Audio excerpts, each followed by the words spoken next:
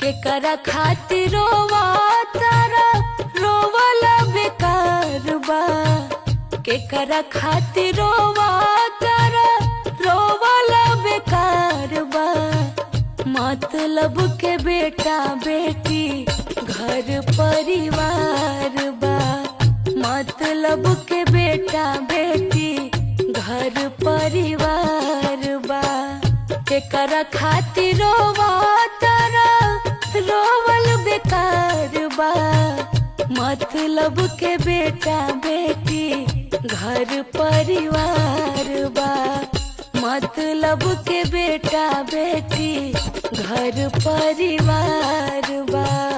रात दिन खटी खटी महल बनवाला माया के बजरिया में खुद भुलवाला।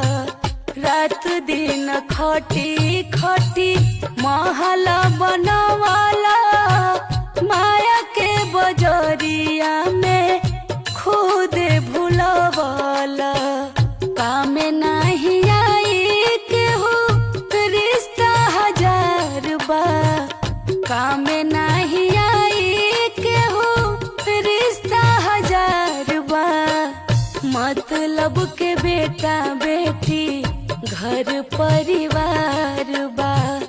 मतलब के बेटा बेटी घर परिवार बा। जेकरा के आपन मनला मतलब के यार बा।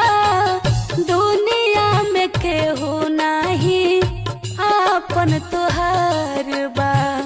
जेकरा के आपन मनला मतलब के यार बा। दुनिया में केहू नाही आपन तोहार बा। गुरु के शरण में आजा सब कर बेड़ा पार बा। गुरु के शरण में आजा सब कर बेड़ा पार बा। मतलब के बेटा बेटी घर परिवार बा। मतलब के बेटा बेटी घर परिवार बा। केकरा खातिर रोवा तारा रोवला बेकार बा।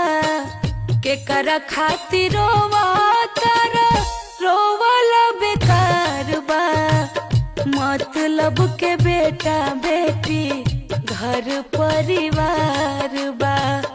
मतलब के बेटा बेटी घर परिवार बा। मतलब के बेटा बेटी